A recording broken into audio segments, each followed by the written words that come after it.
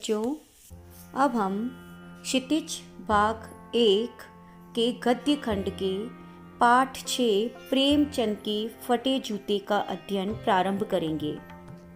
प्रेमचंद के फटे जूते नामक पाठ हरिशंकर परसाई के द्वारा लिखा हुआ है। हरिशंकर परसाई हिंदी के व्यंग लेखकों में श्रेष्ठ माने जाते हैं। प्रेमचंद के फटे जूते को आधार बनाकर परसाई जी ने यह व्यंग लिखा है। हरिशंकर परसाई का जन्म 1922 में मध्य प्रदेश के होशंगाबाद जिले के जमानी गांव में हुआ। नागपुर विश्वविद्यालय से एमए करने के बाद कुछ दिनों तक इन्होंने अध्यापन कार्य किया। सन 1947 से ये स्वतंत्र लेखन करने लगे। जबलपुर से वसुधा नामक पत्रिका निकाली, जिसकी हिंदी संसार में काफ़ी सराहना हुई। सन 1995 में उनका निधन हो गया। इनका व्यंग केवल मन को ही नहीं गुदगुदाता, बल्कि सामाजिक कुरीतियों पर भी प्रहार करता है।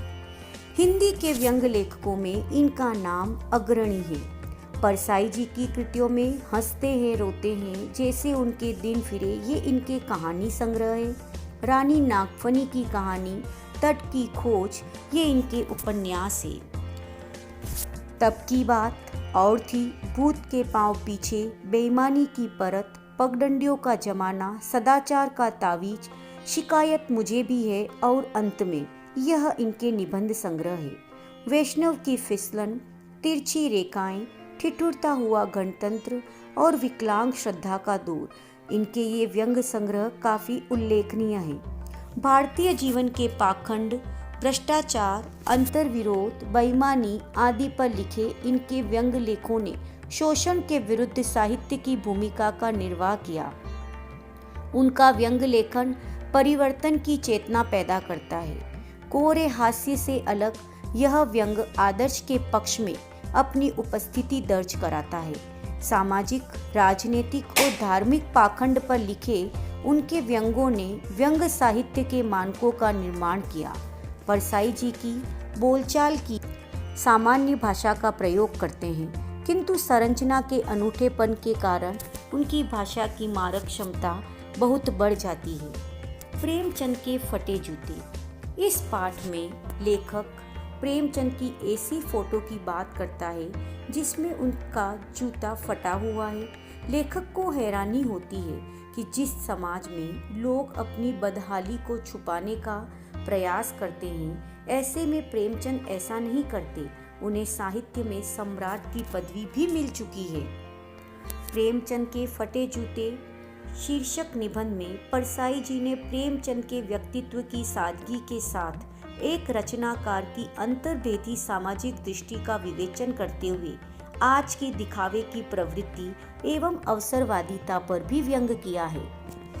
इस व्यंग के द्वारा परसाई जी ने प्रेमचंद के चरित्र के विभिन्न गुणों को हमारे सामने प्रस्तुत किया है कि प्रेमचंद एक संघर्षशील लेखक थे।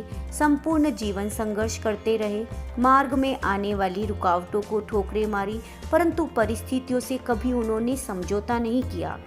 बड़े सहज स्वभाव के थे, अंदर व बाहर से एक समान रहते थे। अपराजेय व्यक्तित्व था, कभी कष्ट सहकर भी उन्होंने हार नहीं मानी। निराश हुए बिना चेहरे पर हमेशा मुस्कान बनाए रखी। उनके व्यक्तित्व में सरलता और आत्मविश्वास मौजूद था। जीवन भर मर्यादित जीवन को उन्होंने जिया, अपने लेखन की गरिमा बनाए रखी। एक व्यक्ति तथा एक लेखक के रूप में प्रेमचंद सदैव श्रेष्ठ आचरण करते थे। उनका जीवन आर्थिक संकटों से भरा था, फिर भी एक आत्मविश्वास उनके चेहरे पर सदैव दिखाई देता था। पाठ प्रारंभ होता है प्रेमचंद के एक चित्र से। प्रेमचंद का एक चित्र मेरे सामने है। पत्नी के साथ फोटो खिंचा रहे हैं। सिर पर किसी मोटे कपड़े की टोपी, कुर्ता और धोती पहने हैं। कनपट्टी चिपकी है, गालों की हड्डियां उभर आई है, पर घनी मूछें चेहरे को भरा भरा बतलाती है। पाँवों में कैनवस के जूते हैं, जिनके बंद बेतरतीब अर्थात अव्यवस्थित तरीके से बंधे हैं। लापरवाही से उपयोग करने पर बंद के सिरों पर की लोहे की पतरी निकल जाती है और छेदों में बंद डालने में परेशानी होती है, तब बंद कैसे भी कस लिए जाते हैं। इसी प्रकार प्रेमचंद के जूतों की जो लेसेस थी उनकी भी ऊपर की पत्ती निकल चुकी थी और अव्यवस्थित तरीके से लेसेस को बंद कर दिया गया था। उनके दाहिने पांव का अर्थात सीधे पांव का जूता तो ठीक था, मगर बाएं अर्थात उल्टे जूते में बड़ा छेद हो गया था जिसमें से अंगुली बाहर निकल आई थी। मेरी दृष्टि अर्थात हरिशंकर परसाई जी की दृष्टि इस जूते पर अटक गई। सोचता हूँ फोटो खिंचाने की अगर यह पोशाक है तो पहनने की कैसी होगी। नहीं, इस आदमी की अलग अलग पोशाकें नहीं होगी, इसमें पोशाकें बदलने का गुण नहीं है। यह जैसा है वैसा ही फोटो में खिंच जाता है। यहाँ पर पाठ में लेखक सोचता है कि प्रेमचंद की फोटो खिंचाने की अगर यह पोशाक है तो पहनने की कैसी होगी, लेकिन अगले ही पहल वह अपने विचार बदल देता है कि इस आदमी की अलग अलग पोशाकें नहीं होगी। क्यों? क्योंकि उन्हें पता है कि प्रेमचंद सरल व साधारण आडंबर रहित व्यक्तित्व के धनी थे। प्रेमचंद जी के जीवन में दिखावे के लिए कोई स्थान नहीं था। वे जैसे थे वैसा ही लोगों के समक्ष अपने आप को प्रस्तुत करने में विश्वास करते थे। दूसरा, लेखक यह भी सोचते हैं कि सादा जीवन, उच्च विचार वाला यह व्यक्ति भीतर व बाहर सब एक सा है। इनके जीवन का हर एक पहलू शीशे की तरह स्पष्ट है। इनका दोहरा व्यक्तित्व हो ही नहीं सकता। इन्होंने कभी बनावटी जीवन नहीं जिया, इसलिए पोशाकें बदलने की बात उन पर लागू नहीं होती और लेखक को यह कहने पर विवश करती है कि प्रेमचंद में पोशाकें बदलने का गुण नहीं था। तो प्रेमचंद एक सरल व सहज व्यक्तित्व के धनी थे। जूते फटे होने पर भी एक आत्मविश्वास सदैव उनके चेहरे पर दिखाई देता था। परिस्थितियों से उन्होंने कभी हार नहीं मानी और एक हंसी उनके चेहरे पर, एक मुस्कान उनके चेहरे पर सदा दिखाई देती थी। धन्यवाद।